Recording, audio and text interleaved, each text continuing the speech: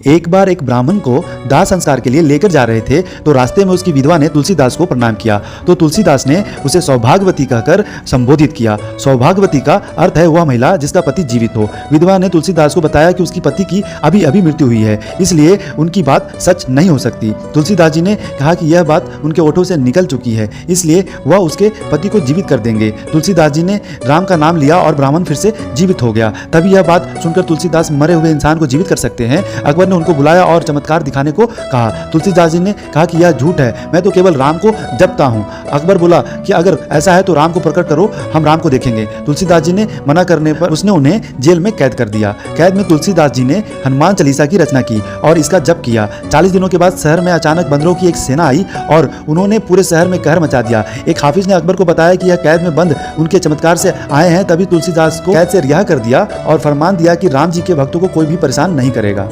पुराणों के अनुसार जब ब्रह्मा जी ने दक्ष को संतान उत्पन्न करने की शक्ति दी तो उन्होंने अपने मन से हर्षक नामक 5000 पुत्रों को जन्म दिया और उन्हें दुनिया भर में भ्रमण कर संतान उत्पन्न करने का निर्देश दिया। लेकिन नारद मुनि ने दक्ष के पुत्रों को भ्रमित कर दिया, यह कहकर कि वे अभी अज्ञानी हैं और उन्हें संतान पैदा करने से पहले उन्हें आवश्यक ज्ञान प्राप्त करना चाहिए। नारद मुनि की बात मानकर दक्ष के सभी पुत्र अनंत यात्रा पर निकल गए और कभी वापस नहीं लौटे। दक्ष ने फिर सल्लभ नामक 1000 पुत्रों को जन्म दिया। नारद ने उन्हें भी भ्रमित कर अनंत यात्रा पर भेज दिया।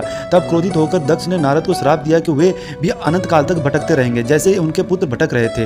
माना जाता है कि तब से नारद मुनि एक लोक से दूसरे लोक भटक रहे हैं। वैसे नारद मुनि का दक्ष के बच्चों को भ्रमित करने के पीछे एक वजह थी। जब दक्ष को संतान उत्पन्न करने की शक्ति दी गई तो उन्होंने केवल पुरुषों को रचना की, वह नारी का महत्व नहीं समझते थे। नारद उन्हें समझाना चाहते थे कि पृथ्वी पर जीवन नारी से संभव है। उसके बाद उन्होंने पुत्रियों का जन्म दिया और उनका विवाह अलग अलग ऋषि और देवताओं से किया, जिसके बाद पृथ्वी पर वंश बढ़ना स्वाभाविक रूप से शुरू हुआ। शिशुपाल का जन्म चेदी राजघराने में हुआ था और जन्म के समय शिशुपाल के 3 आंखें और 4 भुजाएं थीं। भयभीत होकर उसके माता पिता ने उसे काश करने को सोचा, परंतु तभी आकाशवाणी हुई कि आपका पुत्र अभी नहीं मरेगा, परंतु उसको मारने वाला जन्म ले चुका है।